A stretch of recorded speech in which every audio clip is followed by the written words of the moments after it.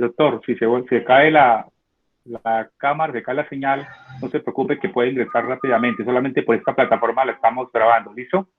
No hay inconveniente. Entonces le cedo la palabra, doctor.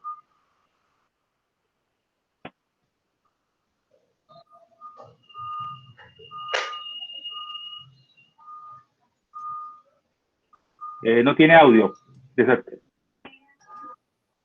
Está sin audio. Ya tengo el audio, profe, ¿me escucha? Sí, señor. Sí, ya tiene el audio. Perfecto.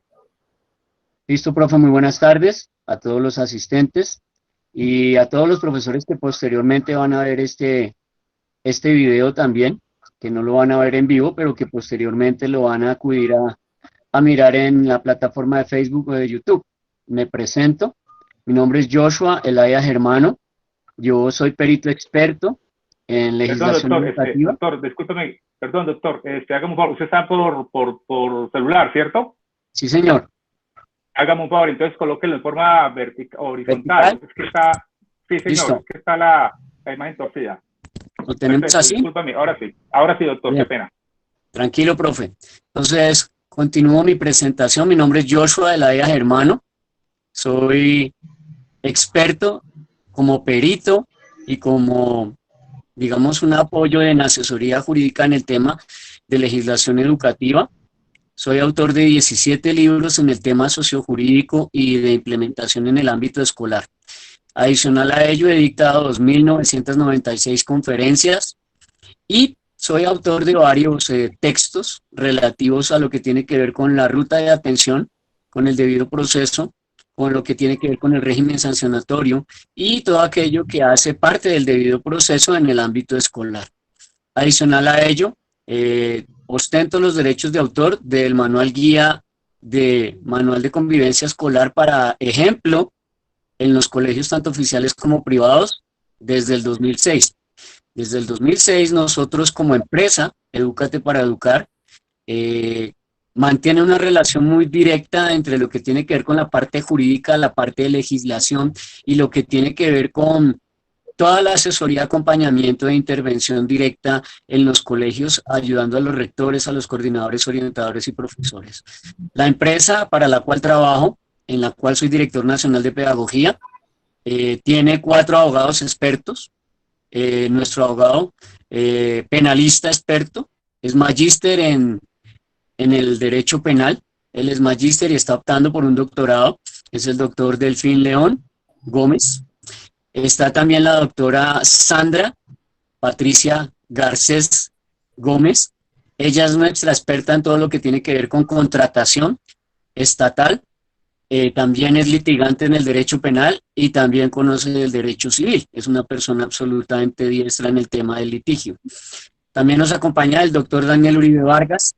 Él lleva 23 años trabajando en el litigio también y él es experto en 2 temas. Él tiene un doctorado en derechos humanos. El doctor Daniel Uribe Vargas es doctor en derechos humanos y adicional litiga también como especialista en el tema del delito sexual que es tan complejo a nivel de los colegios. Y por último está el doctor Rafael Pardo, que es el encargado de todo el tema de la parte de sanción disciplinaria, lo administrativo interno de los colegios. Yo funjo como perito, yo soy la persona experta que les colabora a ellos en la parte de valoración y concepto. Lo mío es valorar y conceptuar referente a los asuntos y los temas que nos presentan los rectores, teniendo en cuenta que conozco las 17 leyes que deben estar inmersas en un manual de convivencia. Conozco muy de cerca desde hace 14 años la Ley de Infancia y Adolescencia y hago la claridad para hacer un inicio bien oportuno acá. En Colombia no puede existir una persona que diga que es experto en Ley de Infancia y Adolescencia y que tiene una maestría, un doctorado o que tiene alguna titulación. Eso es falso. En Colombia no existe ni siquiera un diplomado que dicte una universidad en el tema de Ley de Infancia y Adolescencia. Por consiguiente, lo del tema de la Ley 1098 de 2006 tiene que ser un estudio analítico empírico de praxis. Es decir, no existe una carrera en Colombia que otorgue titulación en el tema de la Ley de Infancia y Adolescencia. No existe una universidad en Colombia que entregue una titulación en el tema de los manuales de convivencia o de legislación educativa. Si bien es cierto, algunas universidades sacan algún diplomado de vez en cuando en el tema de legislación educativa, eso no otorga ningún título. Luego, entonces, todo el proceso se tiene que hacer desde lo análisis empírico investigativo. Yo soy una persona docta en ese tema hace 14 años. Los libros que he escrito, cada uno de ellos va de la mano y conexo con una de las conferencias que yo dicto. Entonces, ejemplo, dicto Ruta de Atención Escolar, ahí está el libro que se entrega como memorias. Dicto Debido Proceso, ahí está el libro que se dicta como memorias. Dicto Orientación Sexual, ahí está el libro que se entrega como memorias. Dicto, por ejemplo, reformas o adiciones al currículo o al plan de estudios, ahí está el libro o el PDF que lo complementa. En esta tarde vamos a abordar un tema bien importante que es la alternancia educativa. Vamos a abordar un tema bastante complejo. Si ustedes miran las noticias y si ustedes están bien actualizados del tema, ya la ministra salió a decir que únicamente van a entrar a la alternancia los pelados de 10º y 11. Noticia no confirmada, simplemente la vi en Facebook y como tal uno tiene que siempre ir a una segunda instancia o verificar la información. Vuelvo y repito, no tengo la información verificada, pero según vi por ahí en unas noticias de Facebook, ya la ministra de Educación dijo que únicamente irían los estudiantes de grado 10º y 11 a la alternancia. Igual con un solo estudiante que a usted se le contagie en el colegio, es igual que se le contagie en 100. Es igual que se le contagie en 100. Y también sí me llegó de fuente verificada, eso sí es de fuente verificada, me llegó un fallo del Consejo de Estado hoy me llegó el fallo, y yo seguramente creo que mañana y pasado será la noticia para los profesores. Llegó un fallo de Puerto Boyacá, en donde condenan a la gobernación y además condenan al profesor en repetición por la muerte de un estudiante. Estamos hablando de uno.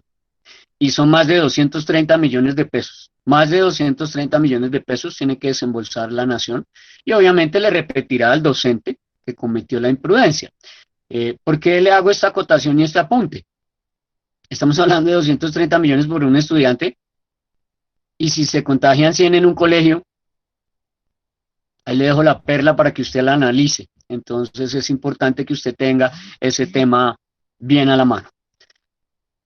El documento sobre el cual voy a trabajar hoy, ya ustedes conocen la directiva 011, yo creo que ya se la saben de memoria, por lo tanto no voy a trabajar tanto en la directiva 011, ni voy a trabajar tampoco mucho en los lineamientos de 60 páginas que entregó en un inicio el Ministerio de Educación. No voy a trabajar tan taxativamente esos dos documentos porque ya son de conocimiento de los docentes y si no lo son, es importante que usted los aborde. Es importante que usted los consiga, ya se consiguen en internet, son de uso público y acceso público. Voy a hablar de un documento que sale el 18 de junio y que la viceministra, no la ministra, la viceministra de Educación comparte con los rectores en donde se hace un resumen de 29 páginas en donde le titulan a ese documento lineamientos para la prestación de servicio de educación en casa y presencialidad bajo el esquema de alternancia y la implementación de prácticas de bioseguridad en la comunidad educativa. Le repito el título para que si no lo consigue en internet lo va a ubicar así, se lo repito, para los profesores que están tomando apuntes juiciosos, pero igual aquí queda grabado y la grabación va a estar en Facebook y en YouTube, entonces simplemente lo voy a trabajar de nuevo para que usted le tome nota y lo pueda acceder en Google, ya está de libre acceso. Se llama Lineamientos para la prestación del servicio de educación en casa y en presencialidad bajo el esquema de alternancia y la implementación de prácticas de bioseguridad en la comunidad educativa, dice mes de junio de 2020. De ese documento es que voy a empezar a extractar algunos aspectos que tienen que ver con la alternancia, porque el tema de hoy es cómo legalizar la alternancia buscando que no haya presencialidad. Es decir, la alternancia se la prestan y se la suministra el Ministerio de Educación como una directriz para que usted traiga a los estudiantes al colegio. Pero vuelvo y le repito, por amor de Dios, utilice el sentido común. Por más de que usted tenga el dinero, por más de que usted cumpla con los protocolos, por más de que usted compre todo lo de bioseguridad, entienda por sentido común, por amor de Dios, usted no le puede garantizar a ningún padre de familia que no vaya a haber un contagio. Es más, lo voy a desengañar rapidísimo. El padre de familia le puede traer al estudiante ya contagiado, porque el fin de semana el padre de familia se llevó al niño para donde el tío, primo, abuelo o al otro barrio o al otro municipio. Y él pasó el fin de semana en otro lugar y se contagió y lo trae contagiado al colegio. Y el padre de familia no le va a decir a usted, ay, rector, qué pena, es que le traje contagiado al niño aquí para que contagie a otros. Entonces, para ver si usted es tan amable y usted me denuncia en la fiscalía sobre el artículo 368 y 369 del Código Penal, y usted es tan amable y va y me entrega a los de la fiscalía por haber traído a mi hijo aquí para que él promueva el contagio entre sus compañeros. Yo no creo que el padre de familia le haga eso. Yo lo que creo es que el padre de familia se va a lavar las manos con usted, rector, y le va a decir, yo le traje a mi hijo sano, sin contagio, y usted me lo devuelve contagiado. Entonces usted me responde. Y como usted me responde, yo ya me conseguí un abogado, y el abogado dice que yo le puedo aplicar a usted el artículo 44, numeral 4 de la Ley de Infancia. Y como usted está tomando nota, rector, entonces usted ya sabe que el artículo 44, numeral 4 de la Ley de Infancia no lo deroga la ministra, no lo deroga la pandemia, sigue absolutamente vigente y solo habla de rectores. Ahí no habla de profesores, ni de directivos, ni de coordinadores, ni de orientadores. Habla de representante legal. El representante legal y el primer garante en un colegio es usted, rector. Entonces usted me responde.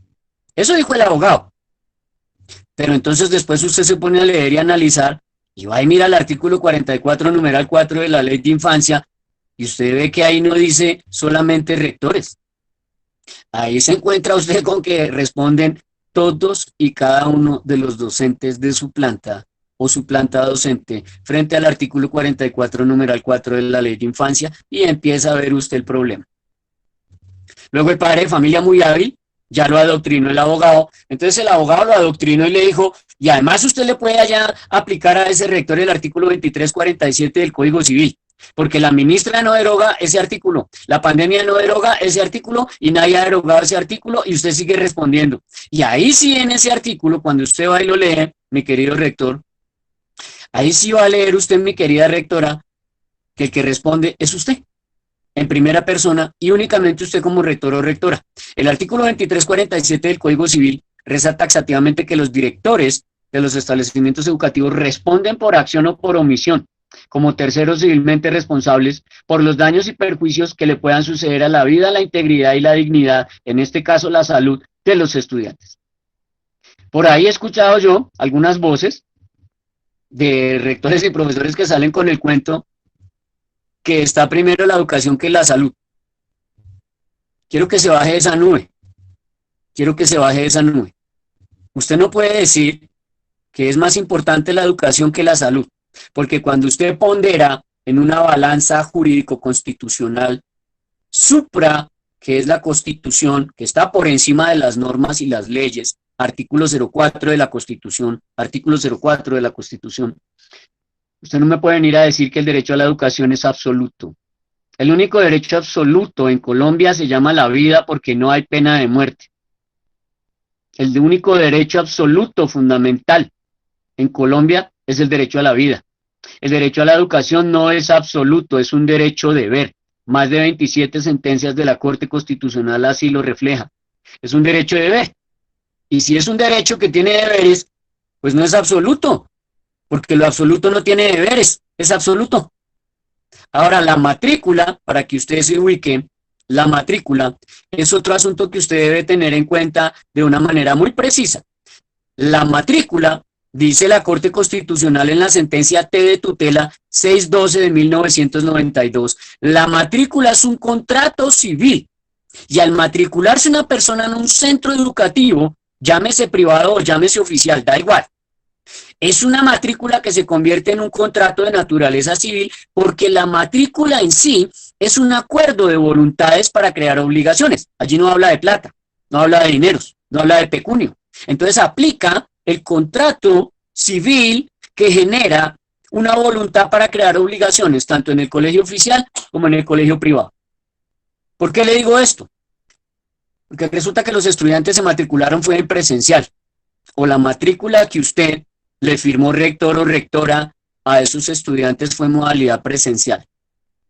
Cuando el estudiante llegue, ya finalizando año por allá en octubre, noviembre, y pierda el año, o no apruebe, o no pase, ese estudiante de 11 que usted no va a permitir que se gradúe porque no cumplió ni en lo académico cognitivo curricular, ni en la valoración, ni en la evaluación, ni en la cualificación, ni en la calificación.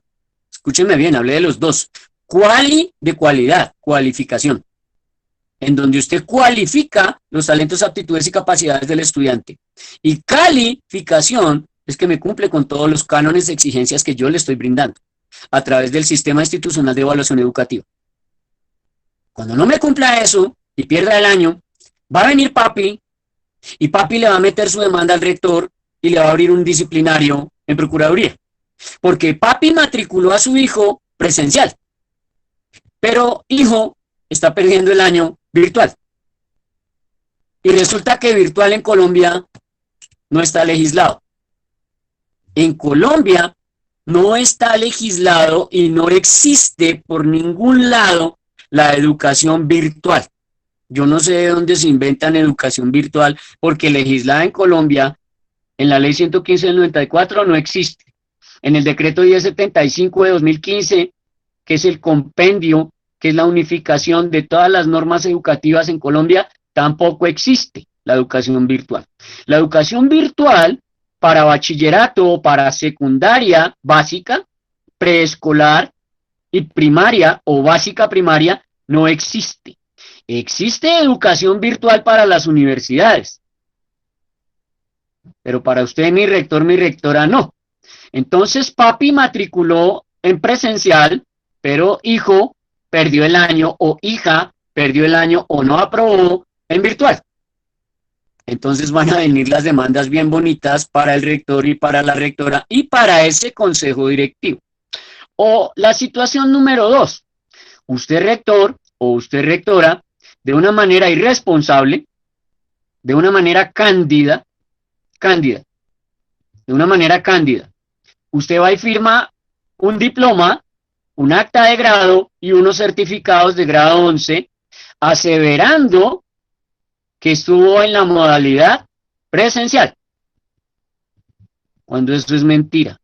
Duró 2, 3 y podemos durar hasta el resto del año en una no presencial, haciendo unos ajustes transitorios, repito, transitorios, ajustes necesarios y transitorios a una modalidad presencial, pero con el uso adecuado de las tecnologías. Se llama así, no se llama educación virtual. No se llama educación virtual, eso no está legislado. Pero sí está legislado, lo reto a que vaya y lo busque, decreto 1075 de 2015, ley 115 del 94, sí está legislado el uso adecuado de las tecnologías. Esa frasecita hace la diferencia. Educación virtual no existe, es ilegal, es ilícito. Usted no puede vender eso porque sería una estafa. Usted está ofreciendo algo que no está legislado, no está decretado, no está reglamentado. En Colombia no tiene piso legal. Educación virtual no existe. Pero aquí aparece el uso adecuado de las tecnologías, que sí está arreglado, que sí está legislado, que sí está reglamentado, decreto 1075 de 2015, ley 115 del 94, ley general de educación. Ahí le dejo la perla. Entonces usted tiene que hacer esos cambios, adiciones, ajustes y reformas para que usted pueda hablar de transición, de transitorio, porque no está legislado. Entonces cuando papi viene y demanda que porque hijo perdió en virtualidad o en no presencialidad, ya usted tiene sus actas.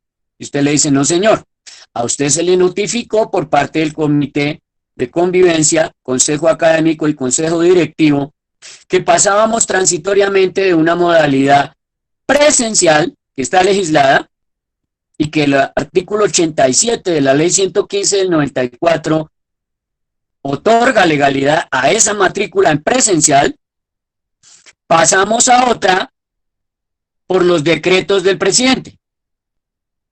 por causa de una pandemia, de una situación supralegal de extrema urgencia en salud.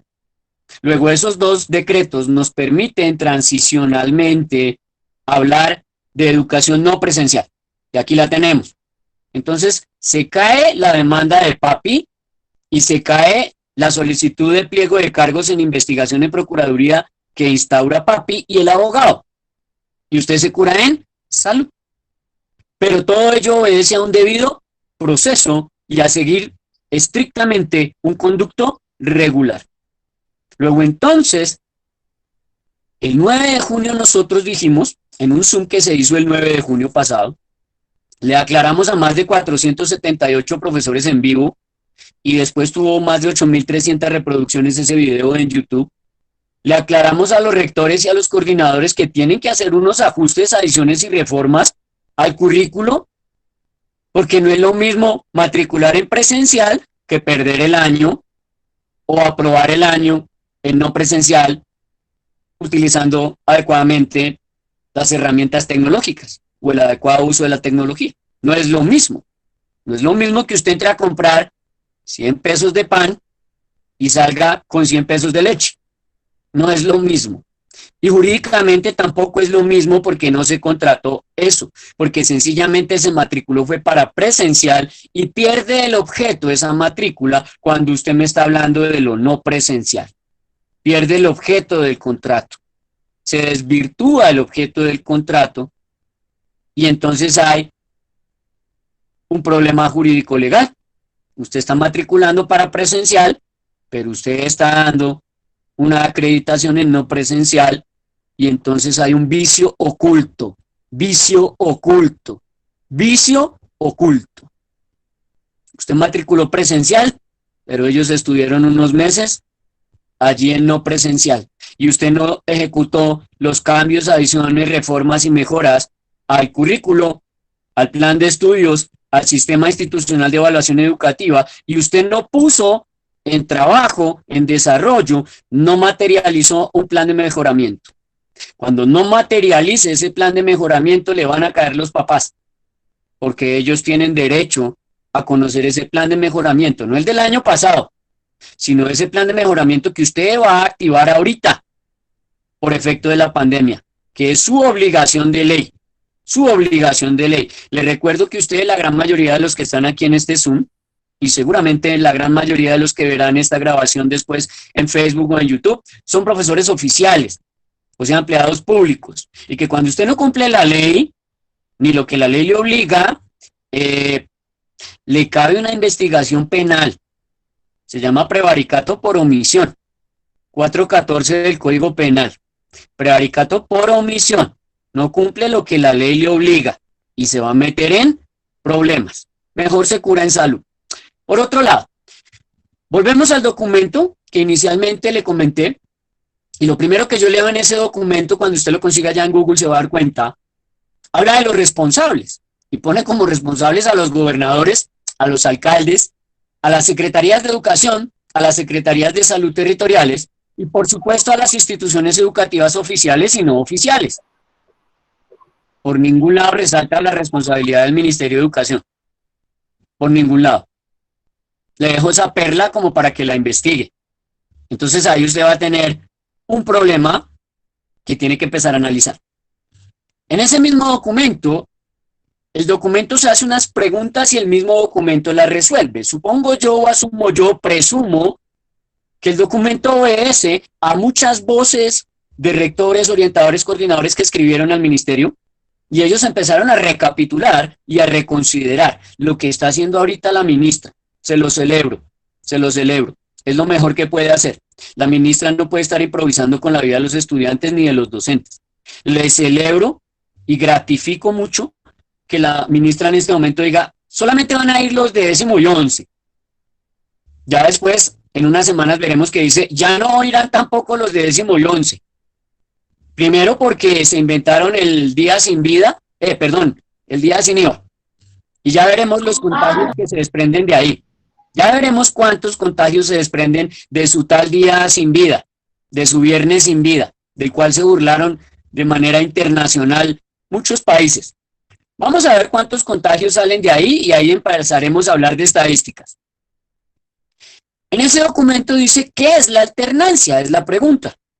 Y la respuesta es, taxativo leo comillas, usted lo leerá después en el documento cuando lo consiga en Google, es la opción de combinar estrategias de trabajo educativo en casa con unos encuentros presenciales en los establecimientos educativos. Pero lo que me interesa es el inciso final. Dice, consentidos por las familias y los estudiantes.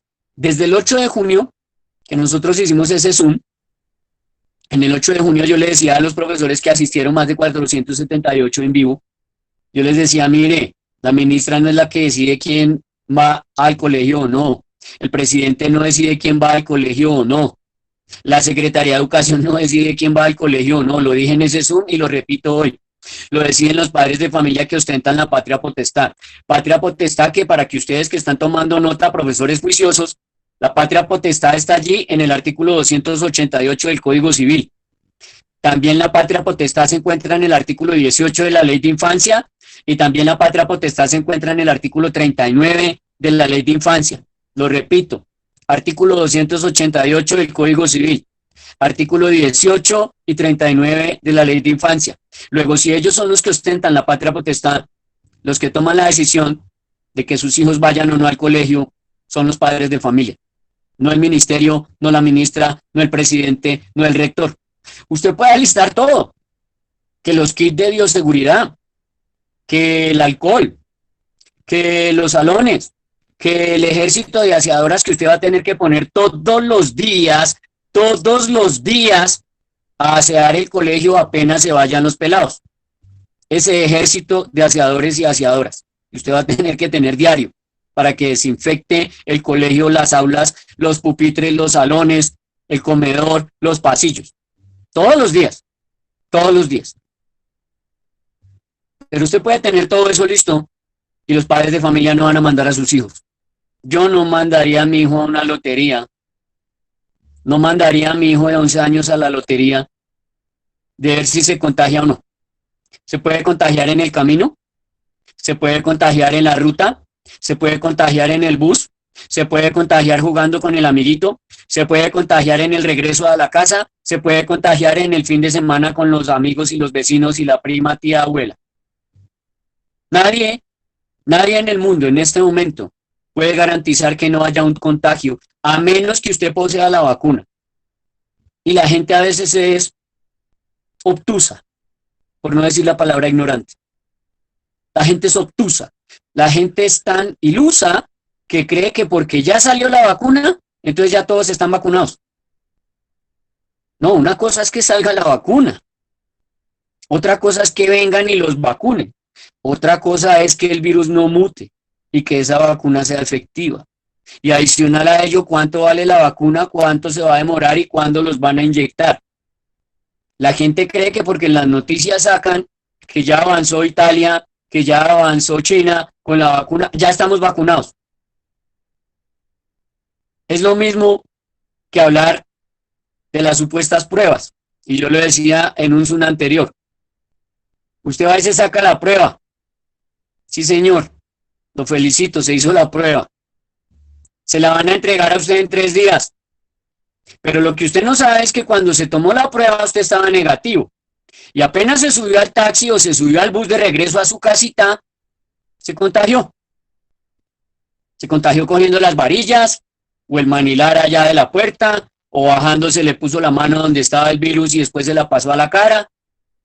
X, Y, Z, 20.000 situaciones pueden ocurrir. Se tomó la prueba y le salió negativa, pero usted lleva 14 días contagiado, contagiando a su familia, a sus vecinos. Pero la prueba le llegó, disque negativa. Use el sentido común.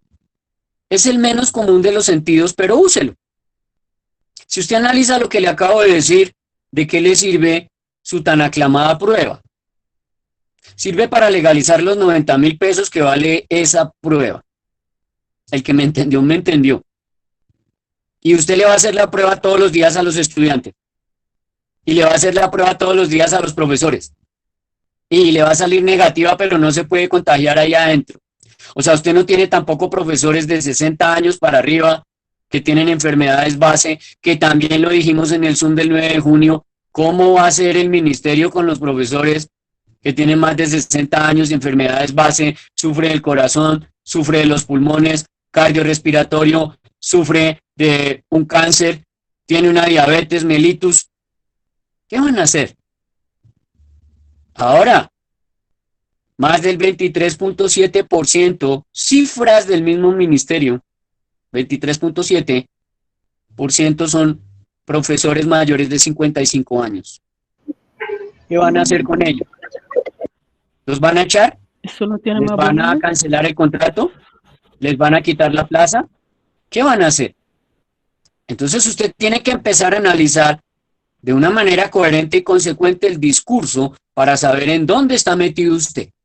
Vuelvo al documento. Considerando que debe ser consentido por las familias y por los propios estudiantes, el mismo documento después en otra página dice ¿qué se requiere para implementar la alternancia? ¿Qué se requiere para poder implementar esa alternancia? La primera condición dice allí que se cumplan con las condiciones de bioseguridad para preservar el bienestar de la comunidad educativa acorde con su caracterización. Caracterización es que usted sepa cuál es su municipio, cuántos contagios tiene, es foco de contagio, tiene la problemática, se le puede agravar, etcétera. Es un marco que usted tiene que encaminar de contexto sociojurídico y psicosocial, en donde usted tiene que mirar a ver en su escuela. No, es que me decía un rector, yo los voy a traer, porque mi municipio es no COVID. Y a los 3 días me llamó, uy doctor, ¿y cómo hago? Ya aparecieron 7 contagiados, vinieron de otro municipio. Le dije, pero usted estaba contento de que era no COVID.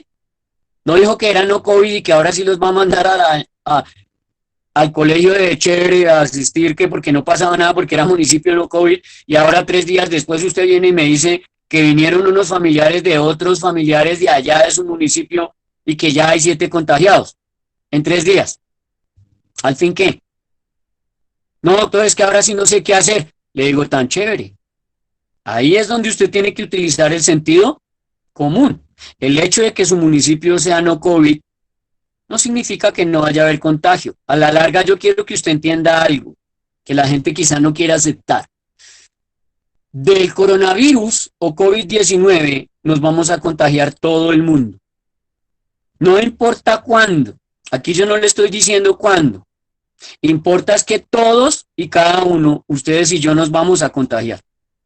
En determinado momento a futuro va a suceder. La respuesta a eso es en su sistema inmune. ¿Cómo va a responder su sistema inmune al coronavirus? O si no, todos se hubieran muerto. Y le cuento que no todos se mueren.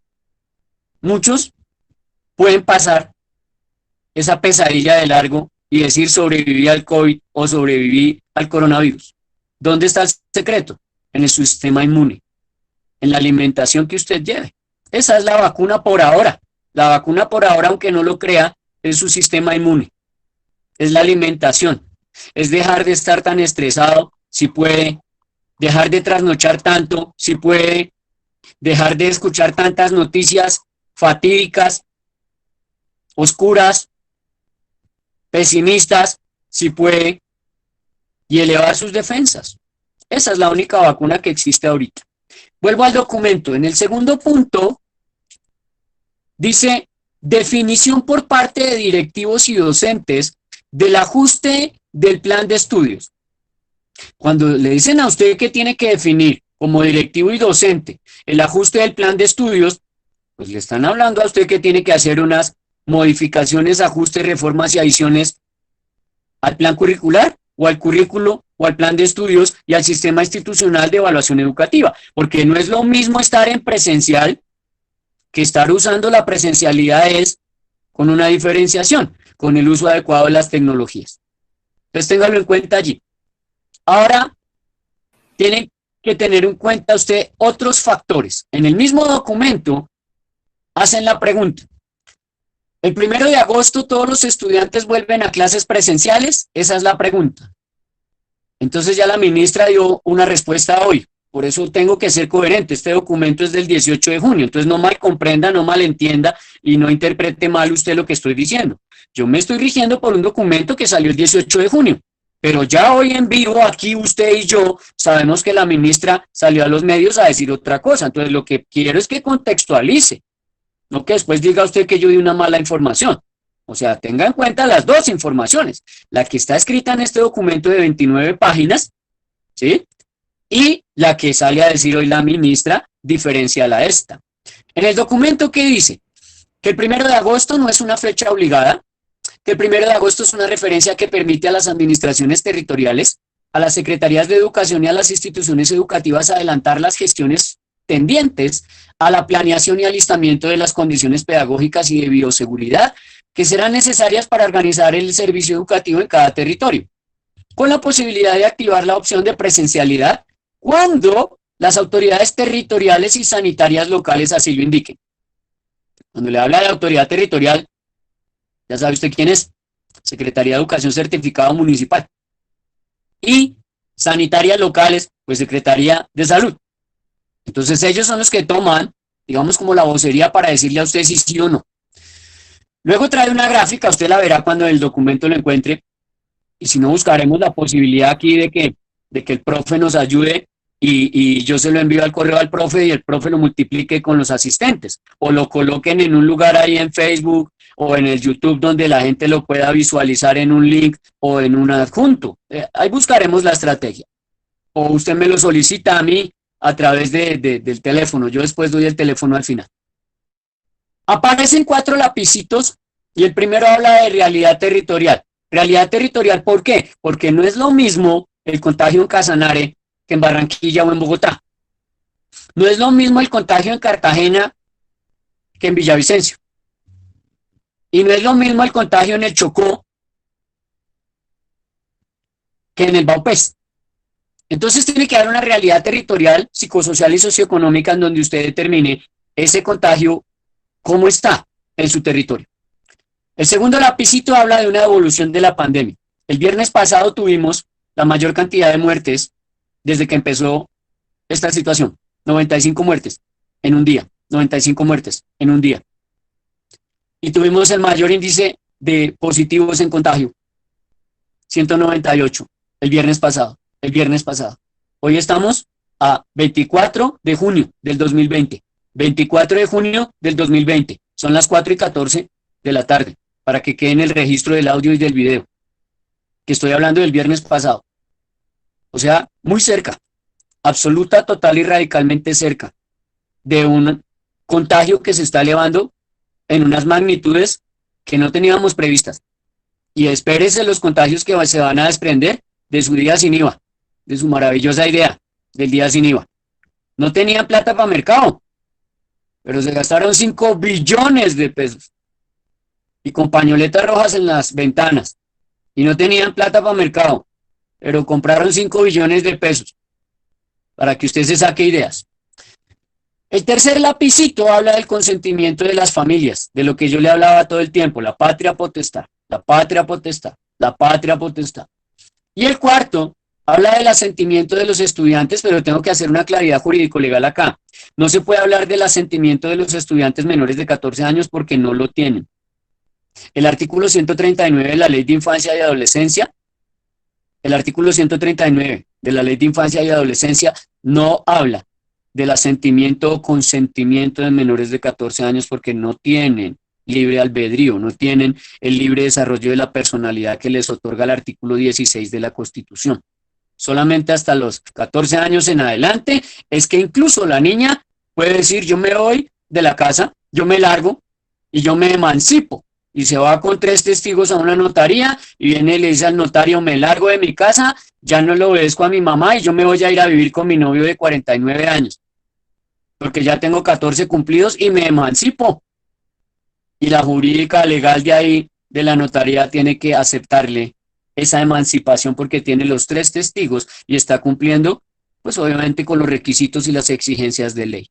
Entonces, asentimiento de los estudiantes, le aclaro, no aplica para menores de 14, aplica para mayores de 14 que ya tienen libre desarrollo de la personalidad y que ya son jurídicamente penalizables, son imputables penalmente en restablecimiento de derechos. Otra pregunta que aparece en el documento: ¿las familias participarán en las decisiones relacionadas con el regreso gradual y progresivo a los estudiantes en los establecimientos educativos? Y ahí la misma responde: sí. La decisión de retorno gradual y progresivo a la presencialidad bajo el esquema de alternancia en las instituciones educativas requiere contar con la participación de las familias y cuidadores y su consentimiento. Algo que nosotros veníamos diciendo desde el 9 de junio, y eso salieron magos y sabios y otros abogados y sabiondos a decir que no, que eso era mentira.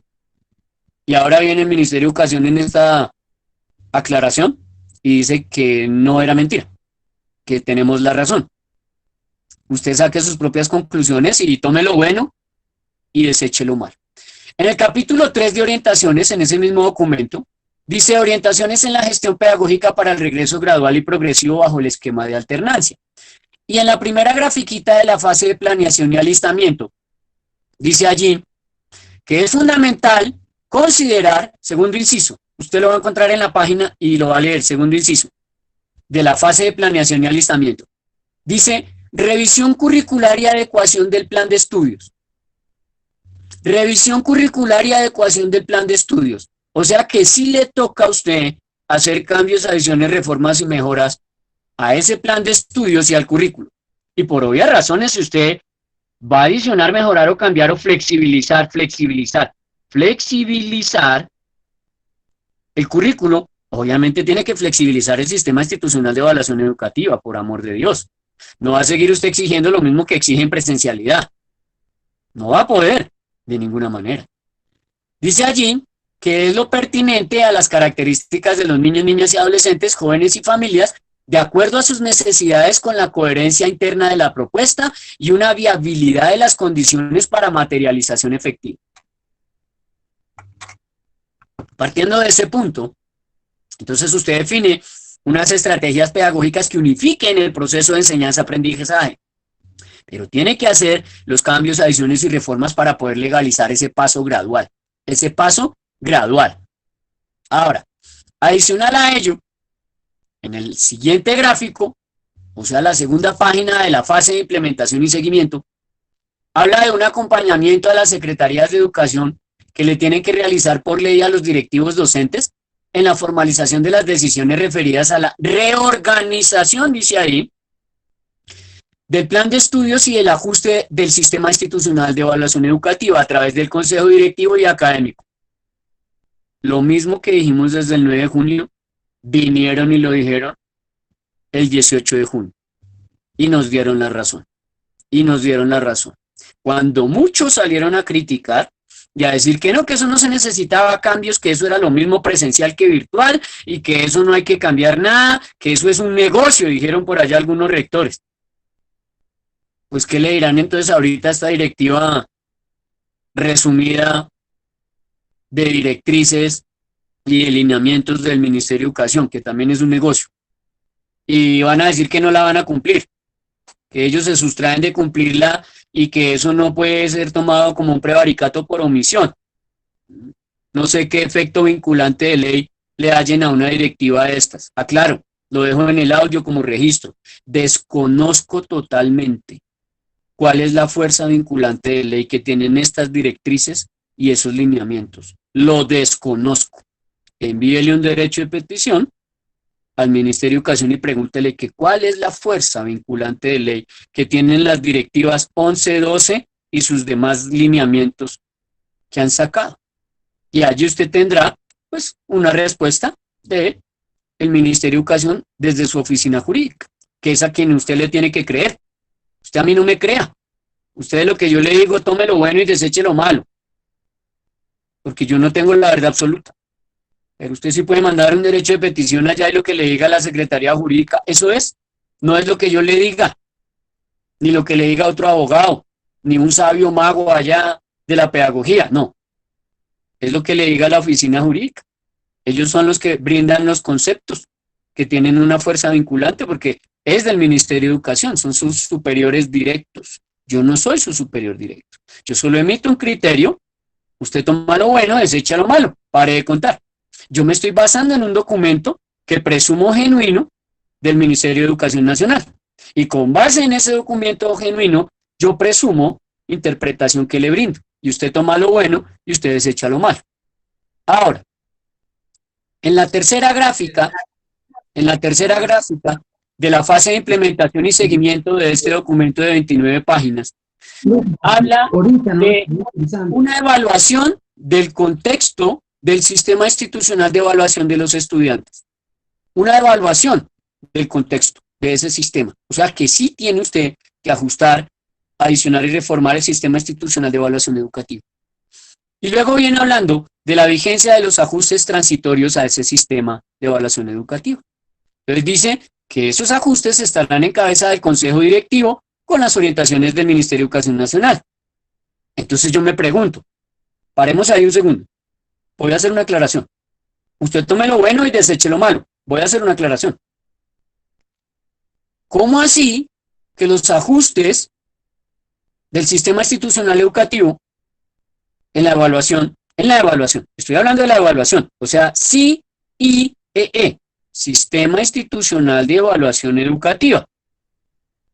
¿Cómo así que esos ajustes están en cabeza del Consejo Directivo? Tengo entendido que quien maneja lo académico, cognitivo y curricular es el Consejo Académico.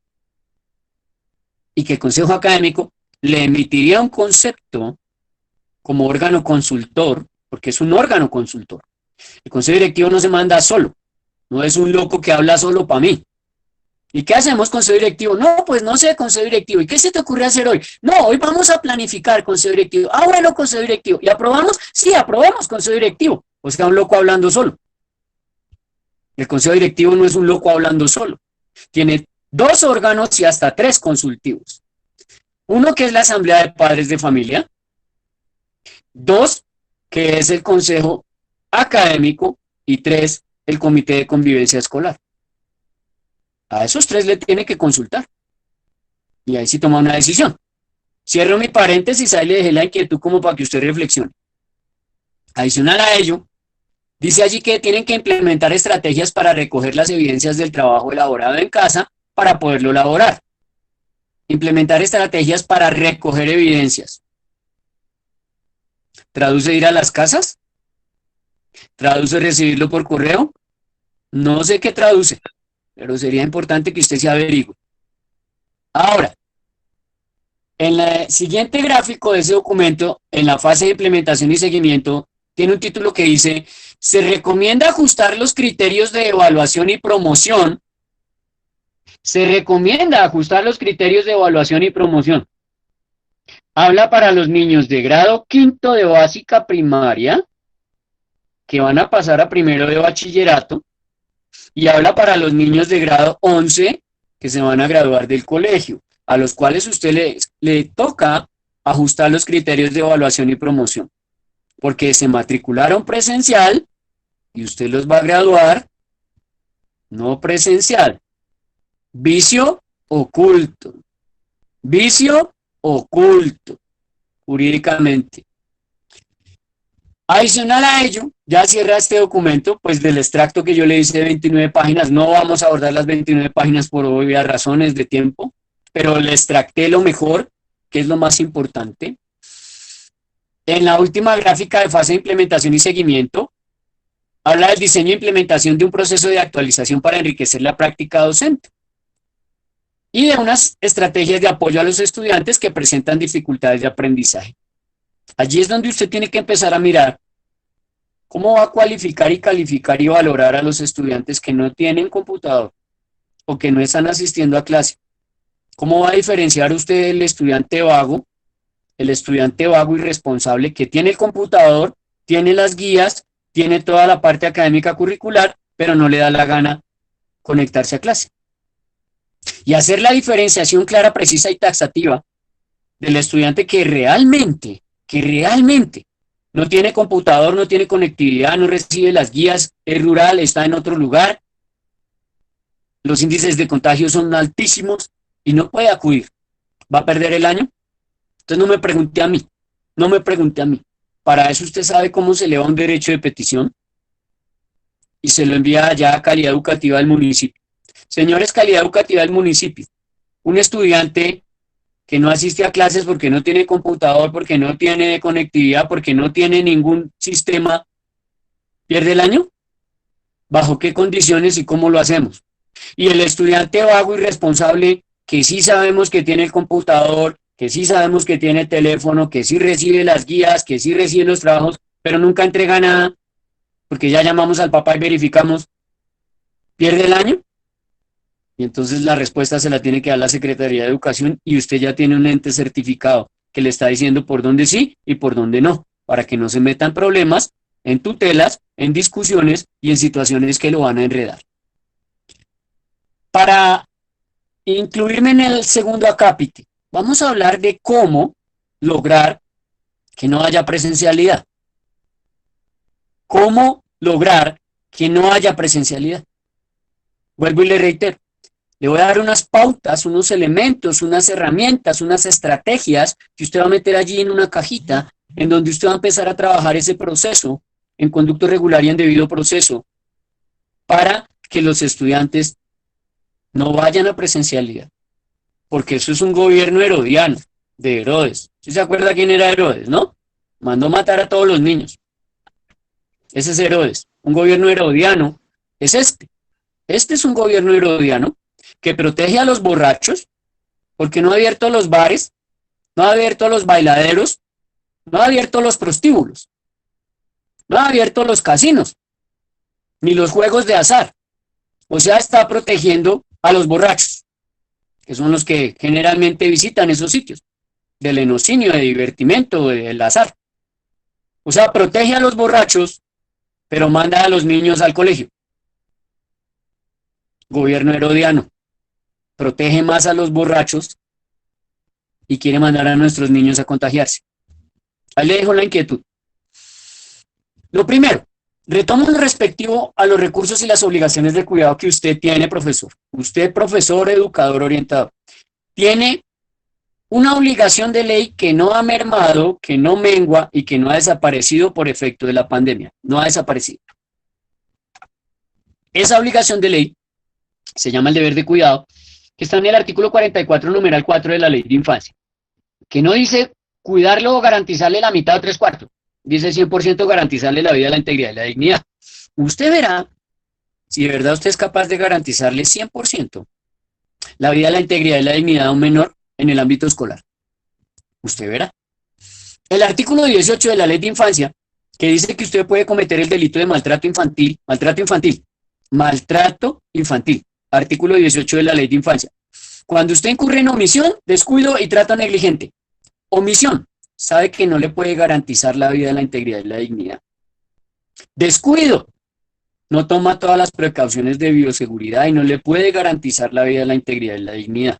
Trato negligente, sabe que no le puede garantizar la vida, la integridad y la dignidad y aún así lo hace ir al colegio. Omisión, descuido y trato negligente, artículo 18, Ley de Infancia y Adolescencia. Vaya, consúltelo, lo lee y me cuenta. Adicional a ello, el artículo 25 del Código Penal dice que el delito se comete por acción o por omisión. Y adicional a ello, los artículos 368 y 369 del Código Penal hablan de la pandemia, de promover la pandemia, de participar de la pandemia, de realizar actos que multipliquen la pandemia. Pero, llegado el caso, vuelvo y le repito, yo no manejo la verdad absoluta, yo le doy unos criterios, usted toma los artículos, va y los lee, su sentido común lo guía, porque finalmente yo no soy el que define si usted va a una cárcel o no. No lo define un abogado charlatán, no lo define un sabio mago del Ministerio de Educación, no lo define usted, ni su rector, lo define un juez de la República. Lo define un juez de la República. Lo define un juez de la República que va a tomar todos los elementos, las pruebas, los testimonios y va a hacer una valoración fáctica. Y determina si usted tenía o no el dolo, si su actuación fue punible, culpable y antijurídica. Y entonces lo va a llamar a cuentas. Igual en lo disciplinario. Entonces ni soy yo, ni es usted, ni un charlatán, ni otro abogado. Es un juez de la República. Pare de contar. En segundo lugar, La responsabilidad civil sigue intacta. La responsabilidad extracontractual también. ¿Qué es una responsabilidad extracontractual? Extra es fuera. Contractual viene de contrato. O sea, está fuera del contrato, o sea, fuera de la matrícula. ¿Qué traduce esa responsabilidad extracontractual? La responsabilidad extracontractual es aquella que se demuestra cuando yo, con elementos materiales probatorios o testimonios, o clínico-médicos, o con el uso de peritos, expertos en el tema, yo demuestro que mi hijo se contagió en el colegio y que él llegó a mi casa y contagió al abuelo, a la abuela, al primo, al tío, al hermano y a mí. Esta es una responsabilidad extracontractual. Y adivina a quién van a demandar. Al rector o a la rectora, sí señor. Ya le di más de 7 artículos en esta charlita sobre los cuales se van a invocar ese fundamento del deber de cuidado y de la responsabilidad del primer garante, que es el rector o la rectora. Ayer decía por ahí un rector en un comentario, pero es que la obligación del Estado y de la familia. Sí, mi hijo. El Estado tiene la obligación, artículo 44 de la Constitución. Y la familia, ya se lo dije durante toda la charla. 288 del Código Civil, 2347 del Código Civil. ¿De qué habla usted? Ahí está la obligación del Estado, ahí está la obligación de la familia, yo le estoy hablando desde la obligación suya. Si le estuviera hablando a padres de familia, yo les hablo de cuál es la obligación en patria potestad y su deber de cuidado. Si estuviera hablándole al Estado, pues yo le abro un acto administrativo y le digo, ustedes son responsables por esto, por esto, por esto y por esto. Estoy hablando es con docentes. Entonces tengo que darle la responsabilidad, las obligaciones y la jerarquización que se le debe a usted en su deber de cuidado. Pues, profesor, artículo 44, numeral 4 de la Ley de Infancia, artículo 18 de la Ley de Infancia, artículo 2347 del Código Civil, artículo 25 del Código Penal. Vaya, búsquelos, haga la tareita, los lee, tome lo bueno, desecha lo malo y su sentido común, que es el menos común de los sentidos, le dice por dónde. La responsabilidad administrativa y disciplinaria sigue intacta, la pandemia no deroga tácitamente nada, sigue trabajando Fiscalía, sigue trabajando Procuraduría, sigue trabajando Contraloría, a menos que usted me diga lo contrario. Ayer me salía un coordinador, profesor, mi rector es como algo arbitrario, hace lo que le da la gana y ya se está pasando como delincuente. Le dije, ¿cómo así? Me dijo, sí, él se puso allá a contratar un poco de kits y él hizo una contratación ahí a dedo directa por unos kits y nunca consultó con el consejo directivo. Y los 2 profesores del consejo directivo me lloran que ¿qué hacemos? Y yo le dije, pues ellos lo que tienen que ir es a denunciar a Procuraduría y a Contraloría. Primero, un presunto peculado por apropiación indebida de recursos del Estado. Y segundo, una contratación sin el cumplimiento de los requisitos y las exigencias para contratar. Los 2 son punibles, los 2 son penales, pero Procuraduría y Contraloría le pegan un ajuste y ellos miran a ver si le compulsan copias a la Fiscalía. Pero si los 2 profesores no dicen nada, se quedan callados y van a firmar eso, después de que él ya compró a dedo, son cómplices. Son cómplices.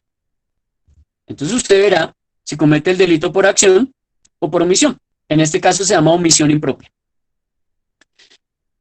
El debido proceso sigue intacto, el conducto regular sigue intacto, la ruta de atención escolar obviamente sigue intacta, teniendo en cuenta la salvedad de que obviamente la ruta de atención escolar se tiene que modificar y sujetar a ajustes porque ya no es presencial, ahora es no presencial o a través del uso adecuado de las tecnologías. Existe una tipicidad subjetiva para los profesores oficiales que me entiendan. La tipicidad subjetiva es abrir el colegio sin cumplir con los requisitos de bioseguridad. Eso sería un prevaricato por omisión, artículo 414 del Código Penal. ¿Por qué? Pues porque usted está dejando de cumplir la Ley de Infancia. La Ley de Infancia le dice que garantice el 100% la vida, la integridad y la dignidad del menor, artículo 44, numeral 4. Pese a ello, usted está abriendo el colegio y los está haciendo llegar sin cumplir con los requisitos de bioseguridad. Y además viola el deber de cuidado del artículo 2347 del Código Civil y el artículo 44, numeral 4 de la Ley de Infancia. Y de muy manera precisa habría que averiguar con un fiscal si cabe también la imputación del artículo 25 del Código Penal.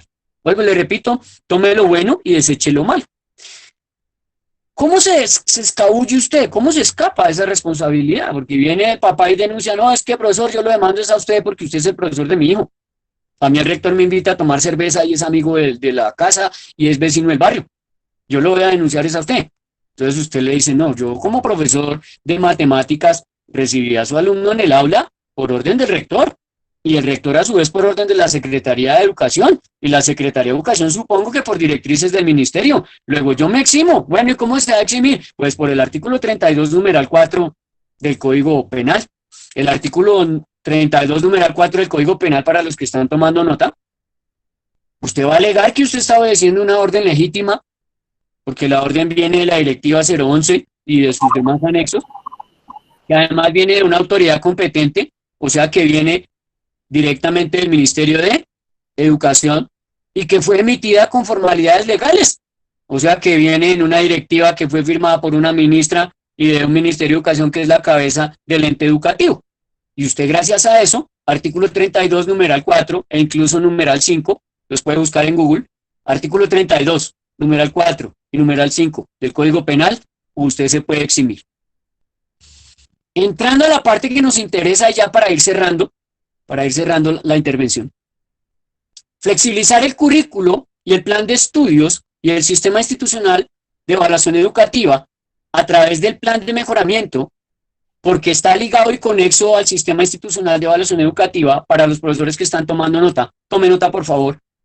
Se encuentra en el artículo 23, 13, 33.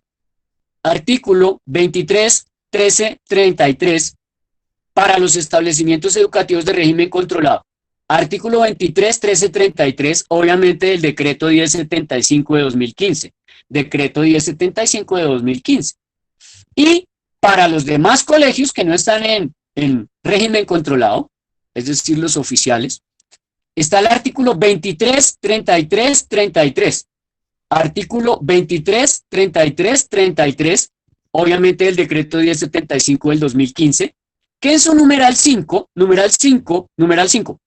dice, leo taxativo, abro comillas, aportar información para el ajuste e implementación del plan de mejoramiento institucional, que va conexo y de la mano con el decreto 1290 de 2009, decreto 1290 del 2009 en su artículo 3. Adicional a ello, yo le decía al comienzo que los padres de familia tienen la facultad de venir a preguntarle a usted sobre el plan de estudios, el currículo, el sistema institucional de evaluación educativa y obviamente el plan de mejoramiento. Los papás tienen esa facultad. Sobre esa facultad, un padre de familia lo puede denunciar a usted, mi querido rector, mi querida rectora. Si usted no ha hecho los ajustes y si usted no le ha notificado, cumpliendo el principio constitucional de la publicidad, no le ha notificado a las partes, qué es lo que usted está haciendo. ¿Dónde lo dice? En el artículo 2342, del decreto 1075 de 2015. Artículo 2342 del decreto 1075 de 2015, que se titula Derechos de los Padres de Familia. Derechos de los Padres de Familia, y allí en su numeral C de casa, leo taxativo, abro comillas, dice, conocer con anticipación o en el momento de la matrícula las características del establecimiento educativo, los principios que orientan el proyecto educativo institucional OPI, el manual de convivencia escolar, el plan de estudios, las estrategias pedagógicas básicas, el sistema de evaluación escolar y el plan de mejoramiento institucional. Más que claro. Ahora, ahí dice que el día de la matrícula, pero resulta que en este momento hubo un cambio supralegal que pasa usted de lo presencial a lo no presencial. Entonces usted tiene que hacer esos ajustes y notificárselos a papá y notificárselos al acudiente, porque se cambia transitoriamente de presencial a no presencial. Y se entiende que usted debe notificar esos cambios, adiciones y reformas a papi y a mami, acudientes, porque usted tiene que cumplir el conducto regular y el debido proceso, y cumplir con el principio de publicidad de las normas, dar a conocer a las partes. Finalmente, los padres de familia son quienes deciden si van a enviar o no, porque prevalece la patria potestad del derecho a la vida y a la salud sobre el derecho a la educación. Y es una obligación, eso sí, Es una obligación del Estado llevar a los padres a la calidad educativa del artículo 67 de la Constitución. No es la obligación del rector, ni es la obligación de los papás, es la obligación del Estado. Entonces, no se ponga obligaciones y no se imponga usted unas obligaciones que no le corresponden. Para cerrar, la flexibilidad, es decir, lograr que usted le haga los ajustes, adiciones, reformas y mejoras al plan educativo institucional en punto del currículo, del plan de estudios y del sistema institucional de evaluación educativa a través del plan de mejoramiento, lograr eso y llevárselo a la Secretaría de Educación para que no haya presencialidad en su colegio, para que no haya presencialidad en su colegio, repito, para que no vaya a haber presencialidad en su colegio. ¿Cómo lo logra? Tome nota, tome nota. La flexibilidad parte del decreto 1075 de 2015 en su artículo 1111. Decreto 1075 de 2015, artículo 1111. En su numeral 8 está el secreto, se lo leo taxativo, abro comillas. Propiciar el uso pedagógico de medios de comunicación como por ejemplo la radio, televisión e impresos, nuevas tecnologías de la información y la comunicación en las instituciones educativas para mejorar la calidad del sistema educativo y la competitividad de los estudiantes del país. Habla por sí solo. Otro artículo que también le va a ayudar como fundamento legal. Otro artículo. ¿Me hace el favor y me repite el decreto, el primero? Vuelvo y repito. Decreto 1075 de 2015, artículo 1111. Listo, gracias. Continúo.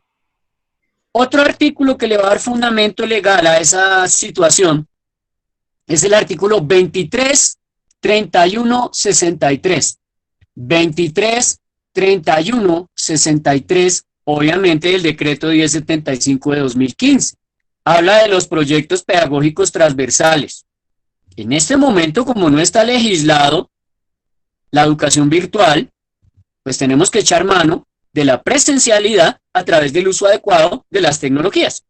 ¿Y qué mejor que los proyectos transversales?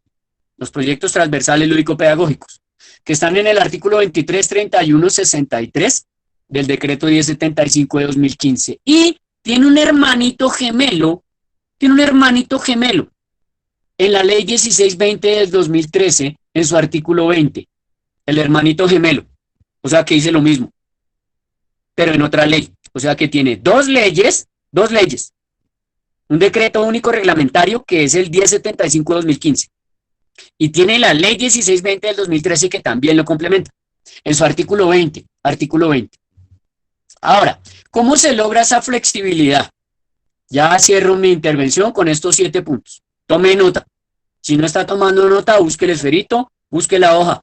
Esta es la parte medular de esta conferencia, de este seminario virtual. Vaya, busque el esferito y la hoja. Si no le ha prestado atención a nada de lo que dije, no lo haga. Pero tome nota de esto que va a ser importante. Escúcheme bien. Los artículos 76 a 79 de la ley 115 del 94 son los que le permiten esa flexibilidad para entrar usted a trabajar la presencialidad a través del uso adecuado de las tecnologías. Vuelvo y le repito, no existe educación virtual. No existe. Existe legislado ahí en el decreto 1075 y también legislado en la ley 115 del 94, el uso adecuado de las tecnologías. Se llama uso adecuado de las tecnologías. Uso adecuado de la tecnología o de las tecnologías.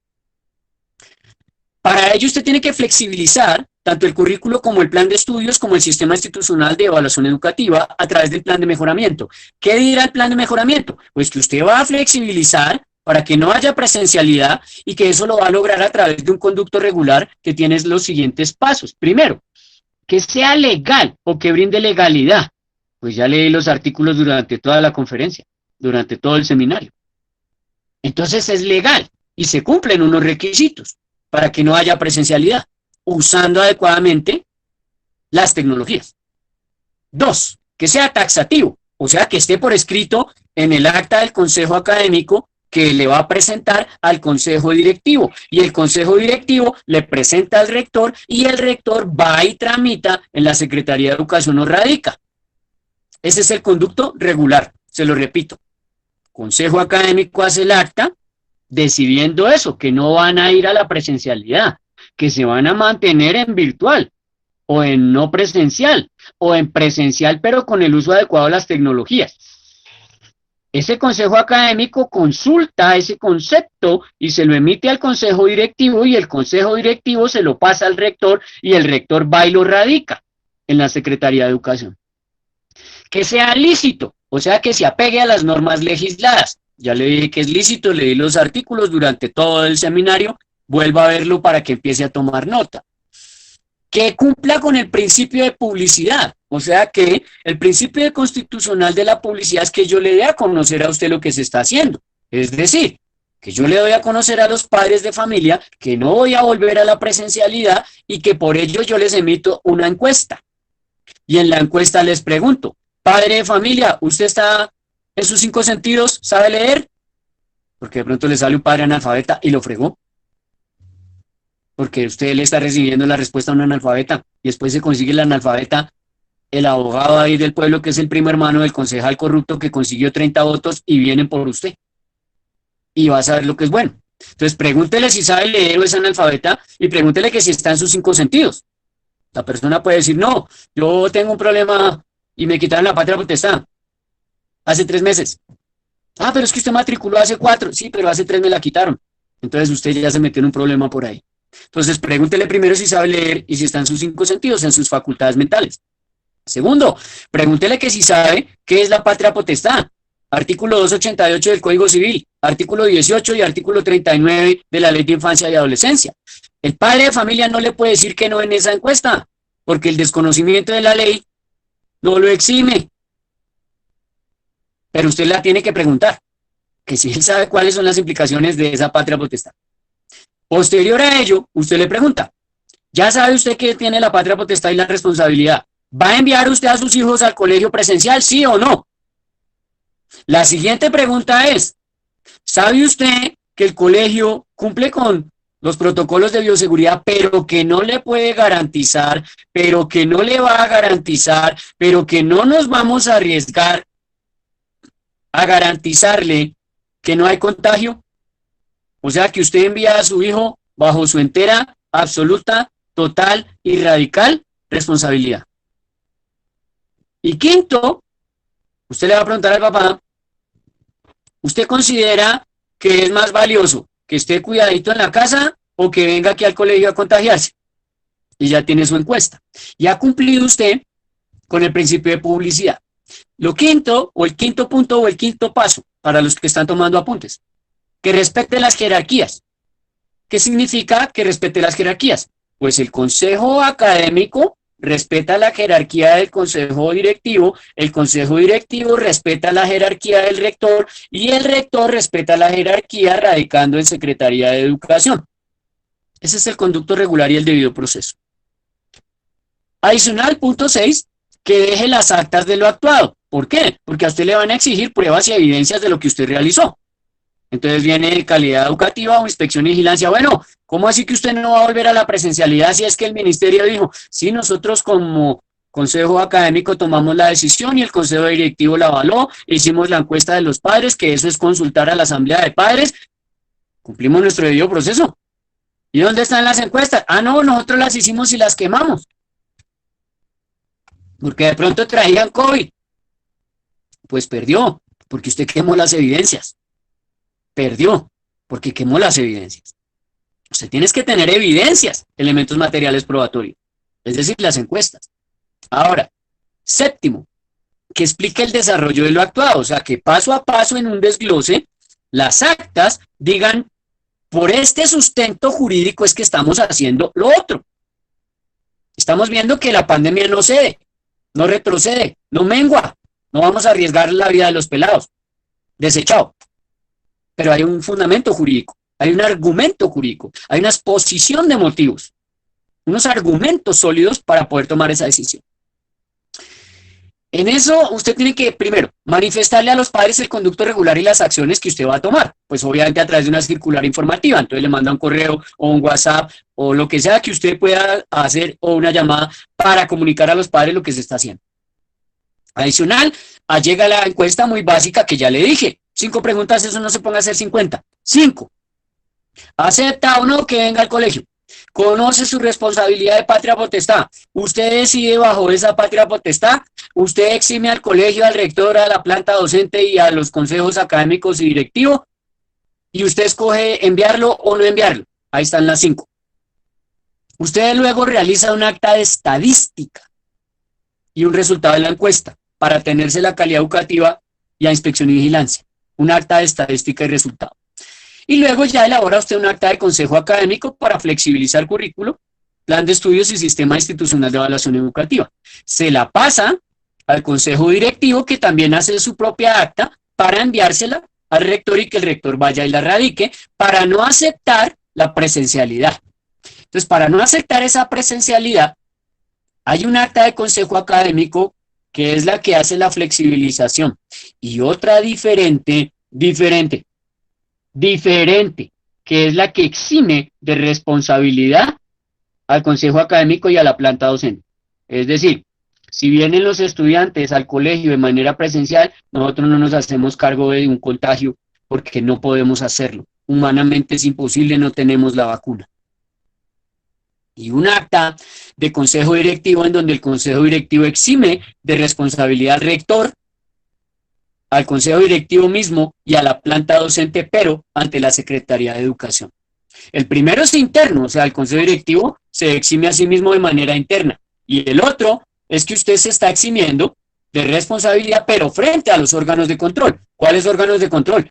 Fiscalía, Procuraduría, Contraloría, Personería, Comisaría, Instituto Colombiano de Bienestar Familiar. Recuerde que el artículo 44, numeral 4 de la Ley de Infancia no desaparece. Recuerde que el artículo 2347 del Código Civil no desaparece. Recuerde que el artículo 18 y 39 de la Ley de Infancia no desaparece. Y por último, usted debe erradicar esa exención de responsabilidad en la Secretaría de Educación certificada, porque tiene que cumplir el administrativo interno disciplinario. A la personería, porque es el órgano persecutor. Y a la Procuraduría, porque es a quien usted como funcionario público o empleado del Estado le rinde cuentas. Y cierro con esto. El artículo 78 de la Ley 115 del 94, el artículo 78 de la Ley 115 del 94, habla de la regulación del currículo, es decir, de lo que hablábamos en todo este trayecto del seminario. El artículo 78 de la Ley 115 del 94, cuando habla de la regulación del currículo, en su inciso final, dice taxativo, leo, abro comillas, cuando haya cambios significativos en el currículo, ¿qué es lo que vamos a hacer? ¿Qué es lo que hay que hacer? ¿Qué es lo que le toca hacer? El rector de la institución educativa oficial o privada lo presentará a la Secretaría de Educación departamental o distrital y a los organismos que hagan sus veces, para que ellos verifiquen el cumplimiento de los requisitos establecidos en la presente ley. Se lo acabo de decir. El Consejo Académico, por conducto regular, le emite el concepto a Consejo Directivo. Consejo Directivo se lo entrega al rector, rector radica en Secretaría de Educación. Donde lo dice, conducto regular, ya le dije, artículo 78 de la Ley 115 del 94. Y para culminar y cerrar mi intervención, el artículo 79, que habla del plan de estudios. El artículo 79 de la Ley 115 del 94 otorga una autonomía única y exclusivamente para el plan de estudios. No entrega autonomía para nada más. No le entrega autonomía a usted para cambiar currículo, ni para cambiar usted el plan de estudios, ni para cambiar usted el sistema institucional de evaluación educativa. Solamente para manejar el esquema estructurado de las áreas obligatorias y fundamentales. Entonces tiene que ir ligado desde el 76, 77, 78 y 79 de la Ley 115 del 94. Esos son los que van ligados. Ahora, cierro con este. El Artículo 23, 33, 38 del decreto 1075 de 2015. Artículo 23, 33, 38. Artículo 23, 33, 38 del decreto único reglamentario 1075 de 2015. Habla de la creación del sistema institucional de evaluación de los estudiantes. Tiene 7 numerales, no los voy a leer por cuestión de tiempo, usted los lea en la casa. Pero me interesa leer el parágrafo, que es el cierre de ese artículo. Parágrafo dice, abro comillas, taxativo. Leo. Cuando el establecimiento educativo considere necesaria la modificación del sistema institucional de evaluación de los estudiantes, o sea que si lo permite, si lo avala, si es necesario, cierro paréntesis, continúo, deberá seguir el procedimiento antes enunciado. Y ese va conexo de la mano obligado al decreto 1290 del 2009, artículo 8. Decreto 1290 de 2009, artículo 8. Cierro mi intervención. Las ciudades de Medellín, presuntamente Huila, Soledad, Barranquilla, Cartagena presuntamente, Bogotá con excepciones, Cundinamarca, ya aprobaron que no van a ir a la presencialidad hasta que haya condiciones de bioseguridad. Lo que significa que sí puede haber un consenso, un acuerdo, un concilio, en donde la Secretaría de Educación es consciente de su situación psicosocial y socioeconómica frente a la pandemia y la caracterización de que hablábamos en un comienzo de la conferencia seminario que estoy dictando.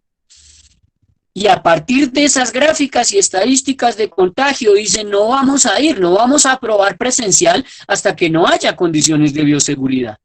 No estamos violándole el derecho a la educación al estudiante porque hay otras alternativas. Está la alternativa de la presencialidad usando adecuadamente las tecnologías que legislado en el artículo, en el decreto 1075 de 2015 y que sí está legislado en la ley 115 del 94 y en estos artículos que le acabo de dar de cierre, 76 a 79 y el artículo 23, 33, 38 que habla de ese sistema de evaluación de los estudiantes. Luego, entonces, sí está legislado, sí se puede flexibilizar y sí podemos lograr que haya una flexibilidad para que nosotros tengamos una alternancia sin presencialidad. Ya no sería una alternancia. Nosotros no queremos que los estudiantes, ni siquiera usted tiene la facultad de que haya la mera amenaza. Entiéndame esto. No se necesita, escúcheme bien, quiero que me entienda esta parte. No se necesita materializar el daño contra un menor de edad. La mera amenaza de su vida, integridad o dignidad ya constituye delito.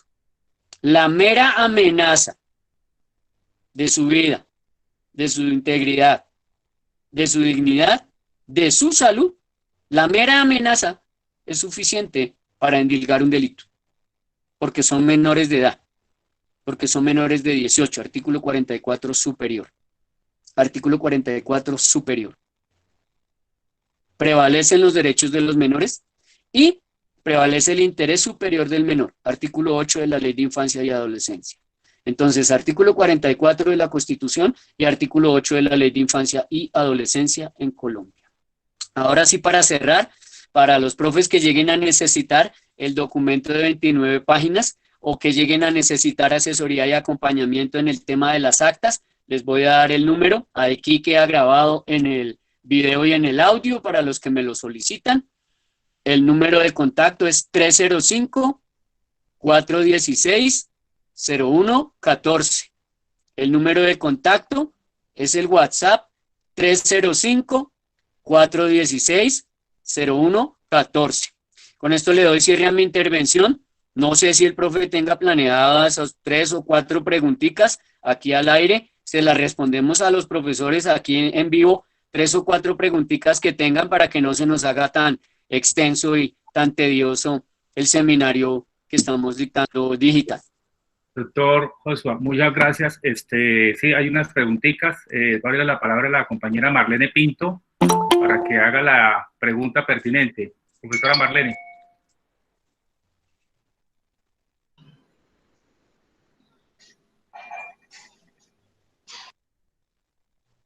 Bueno, mientras Marlene, no sé qué pasó con ella, hay una pregunta que hicieron vía mensaje, es la siguiente. Hay unas instituciones educativas que no alcanzaron a hacer el proceso de gobierno escolar. La pregunta es, ¿quién toma las determinaciones en estos momentos que hay pandemia? ¿El rector o quién? Esa es la pregunta que hace un docente. Listo, profe. Bueno, yo le hago una claridad. Cuando el consejo directivo no logró hacer la elección de los nuevos candidatos o agentes o los nuevos miembros para el año siguiente, en las funciones del consejo directivo, en las funciones de ese consejo directivo, en la ley 115 del 94, ley 115 del 94, está claro, taxativo y puntual que sigue vigente el consejo directivo anterior, haciendo una salvedad y una claridad muy puntual. No le pueden permitir al estudiante que ya se graduó, que era el representante de los estudiantes, no le pueden permitir a ese estudiante ni que participe de las reuniones, ni que firme absolutamente nada. O sea, ahí sí el estudiante no tiene nada que ver. De todas maneras, no se pierde el quórum, porque acuérdese que el quórum en un consejo directivo, el quórum en un consejo directivo es la mitad más uno. Luego que se vaya el estudiante porque ya se graduó, no interfiere en nada. Pero sí está bien claro desde la ley 115 del 94 y el mismo decreto 1075 de 2015, que mientras no exista una nueva elección, sigue vigente con plena legalidad el consejo directivo anterior. Listo, doctor. Aquí tengo a la compañera Marlene vía telefónica. Marlene, por favor. Muchas gracias. En primer lugar, una maravillosa actividad. Gracias a Emilio Araujo por traernos a esta eminencia de doctor en conocimiento de la educación. Doctor, pues para todo el país es sabido que existen en muchas circunstancias rectores que desconocen la norma y se someten mucho a la Secretaría de Educación y a su vez quieren que sus maestros lo hagan. Pregunto, un maestro en esta situación excepcional en la que estamos puede pedirle a su rector, en caso de que les ordenen ir a la presencialidad, que le dé una carta de exclusión de responsabilidad si algún estudiante resulta en contagio, dada que no hay las condiciones de bioseguridad. Puede el docente pedirlo, y si el rector no se la da, abstenerse de ir a la presencialidad. Bueno, hago la claridad muy puntual.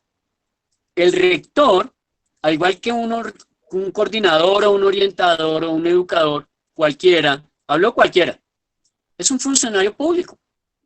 Y como funcionario público, él puede pecar por acción o por omisión. Y de todas las órdenes que brinde, él se hace cargo o se hace responsable.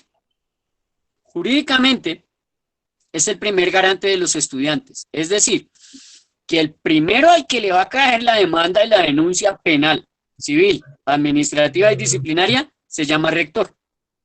Luego él se la derivará o se la delegará a los profesores. Pero finalmente, vuelvo y repito, el que lleva la responsabilidad como primer agente respondiente es el rector, que es un funcionario público igual que usted. Entonces, la sugerencia, solo es una sugerencia, y es optativa. El profesor que siente vulnerados sus derechos a la vida, a su integridad, a su salud, porque tiene 50 años, pero es diabetes mellitus 3, y el rector lo está obligando a ir al colegio a dictar la clase presencial, a sabiendas de que tiene su enfermedad base, diabetes mellitus 3, obviamente, profesor, yo no le estoy diciendo sáltese el conducto regular. Yo le estoy diciendo cumpla con todas las exigencias de ley. Siga el conducto regular. ¿Cuál es el conducto regular? Usted va y solicita una copia de la epicrisis Usted va y solicita una copia de su hoja de vida clínica, una hoja de anamnesis, eleva una carpeta y en un documento usted le hace saber a su rector que usted padece de diabetes mellitus 3, que ahí está la hoja de vida clínica, la historia clínica, la anamnesis, la epicrisis, que por favor no lo haga asistir de manera presencial porque sería un exabrupto, porque usted se convierte en un potencial fuente de contagio. Y ahí se lo radica la rectoría. Si ya el rector, de manera negligente, displicente, autoritaria, toma otra decisión de que va porque va presencial, pues él asume las consecuencias. Ahora, ese es el conducto regular. Envíele copia y radíquela en Secretaría de Educación, ya sea en Inspección y Vigilancia o Calidad Educativa, para que ellos también tengan conocimiento de sus afectaciones a la salud. Porque les recuerdo que en este caso, el único derecho en Colombia, vuelvo y lo repito porque lo dije al comienzo, lo repito ahorita, el único derecho en Colombia que es absoluto es la vida. El derecho a la educación y el derecho al trabajo y con sus correspondientes obligaciones tienen que ceder paso al derecho a la vida, que es superior y absoluto y es fundamental. Entonces quiero que tenga claro, profe, que le estoy dando es el debido proceso y el conducto regular, no que usted deje de ir a cumplir sus obligaciones en abandono del trabajo o en un prevaricato por omisión y le dé el papayazo al rector para que vaya y le abran un pliego de cargos. Le estoy diciendo, siga el conducto regular y cumpla con el debido proceso y argumente, justifique con una exposición de motivos el por qué usted no puede asistir al colegio o por qué usted no va a obedecer esa orden de ir a un colegio presencial cuando el rector no le está garantizando las condiciones de bioseguridad. Doy el ejemplo, como la clínica esa donde sale la foto en las redes sociales a manera de burla, donde los médicos y las enfermeras tienen unas bolsas de plástico de basura como elementos de protección. Yo creo que la gran mayoría la ha visto, esa foto, que es la decadencia absoluta del sistema de salud en Colombia que nos venden en los noticieros como el mejor con bolsas de basura. Ahí le respondo a la profesora. Si algún compañero asistente puede preguntar, con gusto. Si no, tengo acá más preguntas escritas. Yo tengo una pregunta, ¿me oye? Sí, señor.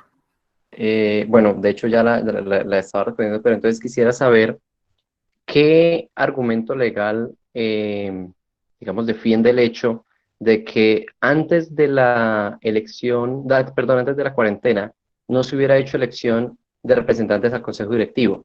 Posterior ya se hizo y hay unos nuevos, ¿sí? El rector no los reconoce. ¿Hay alguna parte legal que justifique eso? ¿O quiénes quedan, los anteriores o los nuevos elegidos? Bueno, profe, tome nota, por favor. Tome nota, por favor. El artículo 23, 16, 35, el artículo 23, 16, 35 del decreto 1075 de 2015 le da la respuesta. Entonces no le respondo yo a mi criterio, a mi manera de pensar, a lo que yo creo o especulo. No me gusta nunca responder con los criterios que yo creo, pienso o yo me imagino. Yo me sujeto más a la ley. Ahí le doy el artículo para que lo lea usted con calmita y ahí saca usted la respuesta. Vuelvo y se lo repito, artículo 23, 1635 del decreto 1075 de 2015, funciones del Consejo Directivo. Muchas gracias. Bueno, doctor, no sé si le puedo hacer una pregunta que me escribieron acá en el chat.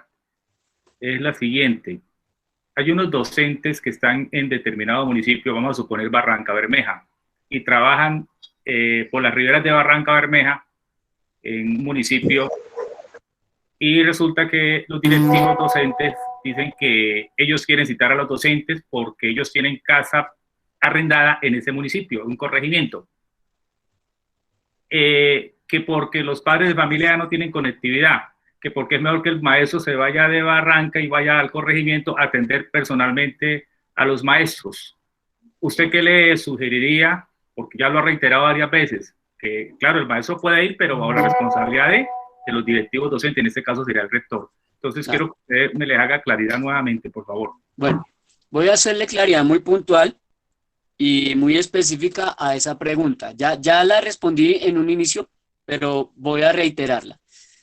Lo más sabio, lo más salomónico en ese caso, es que usted le eleve una consulta, un derecho de petición, una consulta, un derecho de petición a la Secretaría de Educación certificada. No se la eleve a la del municipio si no es certificada, porque lo van a bailar y no le van a responder nada, porque ellos no tienen oficina jurídica plena. Hágale la consulta a la Secretaría de Educación certificada, manifestándole su impedimento, manifestándole, digamos, su problema, manifestándole su situación, manifestándole sus, digamos, sus dificultades en ese tema, tanto en salud como las dificultades que usted tiene para la parte laboral. En ese orden de ideas, pues obviamente, ahí sí, entonces llega el aspecto en el cual el concepto que le brinda a usted la Secretaría de Educación certificada, ese concepto tiene validez e incluso ese concepto le puede salvaguardar a usted por estar por escrito cuando venga una investigación de Procuraduría o de la misma Secretaría de Educación Municipal. ¿A qué me refiero yo y qué le trato de decir? No es lo mismo que yo le conceptúe porque yo no soy nadie. Yo no soy nadie, yo soy simplemente un ciudadano del común como cualquier otro, un particular. Y entonces viene y le dice de calidad educativa, bueno, ¿y usted por qué salió con ese cuento? No, es que el doctor Joshua, un man que estuvo en una conferencia. Y calidad educativa le va a decir, jaja, ¿usted de qué está hablando? Aquí ese tipo no tiene ninguna injerencia. ¿O es que él es más que la ley? ¿O más que los decretos o las regulaciones? Y ahí lo dejaron. Pero es diferente cuando usted saca un documento de respuesta que le llegó la misma secretaría y usted le dice, no, señores, calidad educativa, yo no fui allá porque aquí me conceptuaron que estaba primero mi derecho a la vida y que yo tenía era que hacer unos ajustes de conciliación ahí con el rector, pero como el rector no quiso conciliar conmigo porque le caigo mal, pues yo me apego a este documento, vea, si me quiere abrir el pliego de cargos, hágale, bien pueda. Yo tengo aquí mi documento por escrito.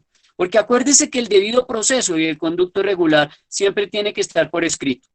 Conducto regular y debido proceso verbal no existe, no lo conozco. No sé en qué legislación permitan que el debido proceso y el conducto regular sea de carácter verbal. No la conozco, en Colombia no tiene operancia.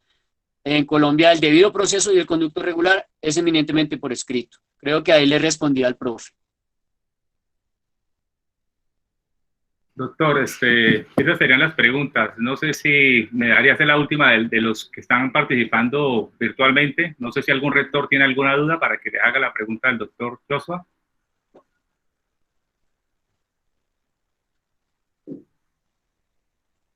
Sí, tengo una pregunta desde Cimitarra.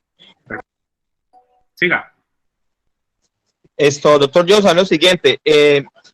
El Ministerio de Educación ha determinado la alternancia en la parte para el ingreso de los estudiantes a partir del 1 de agosto, dependiendo de las características de cada región.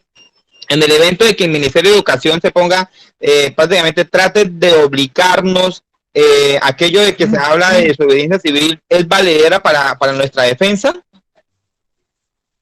Mire, ese cuento de la desobediencia civil tiene tanto de largo como de ancho. Yo le voy a hacer una claridad muy puntual y muy específica. Lo dije en los otros dos Zoom que he dictado en los últimos 2 días. Ese cuento de la desobediencia civil, si ustedes no lo tienen bien argumentado, si ustedes no tienen una exposición de motivos lo suficientemente buena, si usted no tiene una persona realmente idónea en la parte constitucional, una persona idónea en la parte administrativa y una persona lo suficientemente idónea en el área penal, lo pueden enredar y lo pueden meter en problemas, porque se puede confundir la supuesta desobediencia civil con un abandono del cargo, o se puede convertir en un prevaricato por omisión. Luego entonces, yo le soy muy claro, yo le soy muy específico, vuelvo y le reitero, si usted va a presentar una desobediencia civil y la va a materializar, tenga bien claro cuál va a ser las exposiciones de motivos y los argumentos que usted va a presentar, que puedan doblegar, que puedan tumbar, llamémoslo tumbar, aunque el término no está bien aplicado, pero que puedan tumbar un abandono del cargo y que puedan tumbar un prevaricato por omisión. Entonces, yo sugiero, y vuelvo y repito, solamente es un concepto, no tiene ninguna fuerza vinculante de ley lo que estoy diciendo, solamente es un mero criterio y un mero concepto. Yo no soy el que define, usted no es el que define, el rector no es el que define, el Ministerio de Educación no es el que define. El que define si esa desobediencia civil es jurídico-legalmente viable y es jurídico-legalmente materializable y lícita es que sea legal, que estuvo bien implementada, bien materializada, es un juez de la República. Es un juez de la República. No yo, no su rector, no usted, no el sindicato. Es un juez de la República con unos elementos materiales probatorios, con unos elementos atenuantes y con unos elementos agravantes. Le voy a dar un ejemplo. Prevalece la vida, la integridad y la dignidad del menor, artículo 44 de la Constitución. Prevalece la vida, la integridad y la dignidad del menor, artículo 44, numeral 4 de la Ley de Infancia. Usted no puede incurrir en omisión, descuido y trato negligente, artículo 18 de la Ley de Infancia. Usted no puede incurrir en violación al deber del cuidado, artículo 2347 del Código Civil. Ahí le estoy dando pautas. Tome lo bueno y deseche lo malo. Pero mi sugerencia es que ustedes se hagan asesorar de personal realmente idóneo en el tema constitucional, jurídico-legal, que sea un equipo lo suficientemente idóneo. Ustedes se ponen a improvisar y créanme que van a llevar, porque les pueden imputar un abandono del cargo o les pueden imputar un prevaricato por omisión, artículo 414 del Código Penal. Esa es mi respuesta. Le estoy dando un criterio personal, no tiene fuerza vinculante de ley, solo es un concepto, solo es mi concepto, nada más. Doctor, con base en lo que usted ha dicho, en esta zona, esta parte de la provincia de Yariguíes, discúlpeme que le haga esta pregunta, la mayoría de docentes, un alto porcentaje, tiene enfermedades persistentes y son mayores de 60 años. Entonces, hay un rumor por ahí que dicen que el gobierno los va a llamar a negociar o los va a retirar del servicio porque prácticamente son personas que tienen esas dificultades. Necesito que, por favor, pues nos dé respuesta a ese inquietud porque ha llegado mucho. Ese es el temor que tienen muchos docentes de esta zona. Bueno, en eso tengo que ser muy preciso y específico. El artículo 25 del Código, de la Constitución, el artículo 25 de la Constitución, norma supra, artículo 25 superior, habla de que todos los ciudadanos en Colombia tienen derecho a un trabajo digno, derecho a un trabajo en condiciones dignas, y que será el Estado el que protege. Ahí no dice que será el Estado el que vulnera. ¿Listo? No será el Estado el que vulnera, sino será el Estado el que protege. Por ahí nos podemos agarrar fuertísimo, profesores. Y hay otro artículo que es importante que ustedes lo conozcan. Y es otro artículo al que no se le ha prestado mucha atención. Y está en la Ley 137 de 1994. Ley 137 de 1994 para los profes que están tomando nota. Ley 137 del 94, artículo 50. Le regalo el artículo 50 y 51. Artículos 50 y 51 de la Ley 137 del 94.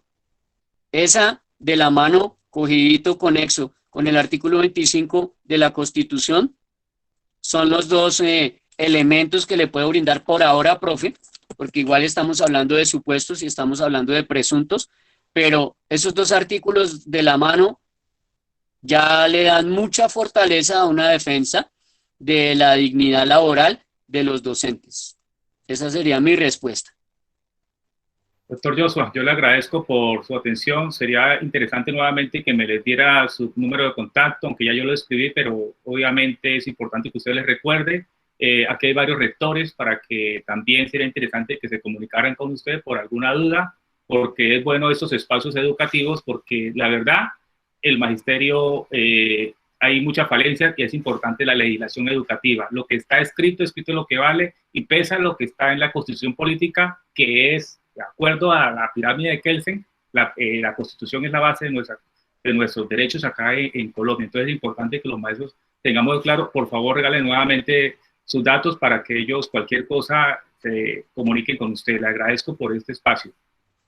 A ustedes agradecerles por la confianza, al profe Argemiro por habernos invitado. Vuelvo y le repito, yo solamente soy un engranaje dentro del reloj.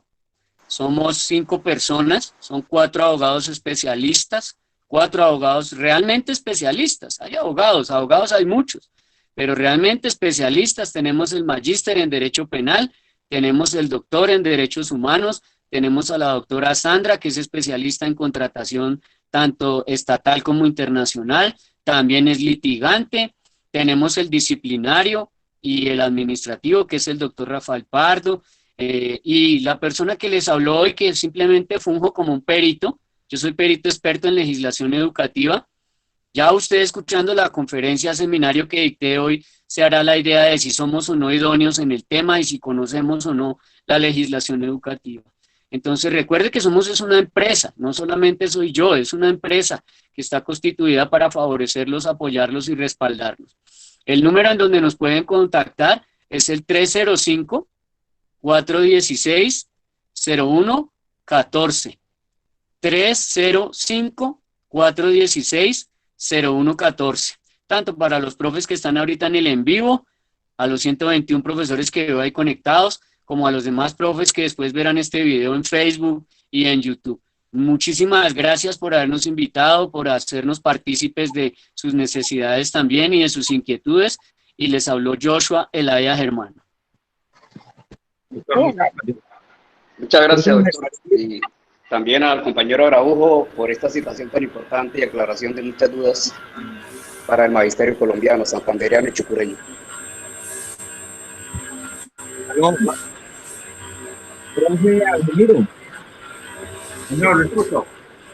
Muchas gracias, profe, por la invitación desde Cimitarra. La Secretaría de Educación se encuentra satisfecha con esta magnífica exposición del doctor Joshua y esperamos muy pronto tenerlos acá en Cimitarra nuevamente a sus mercedes al doctor Joshua, que nos han dado bastantes orientaciones el día de hoy y siguen haciendo en su lucha sindical como siempre. Dios me los bendiga a todos. Gracias, muy amable. Doctor, le reitero los agradecimientos, compañeros, que pasen una feliz tarde y cualquier inquietud se pueden comunicar con el doctor o directamente conmigo y los pondré pues en contacto con él si cualquier cosa se les dificulta. Un abrazo y feliz tarde. Y de igual manera, compañero Araujo. Bueno, buenas tardes, hasta luego. Gracias, compañero Araujo, muy oportuno.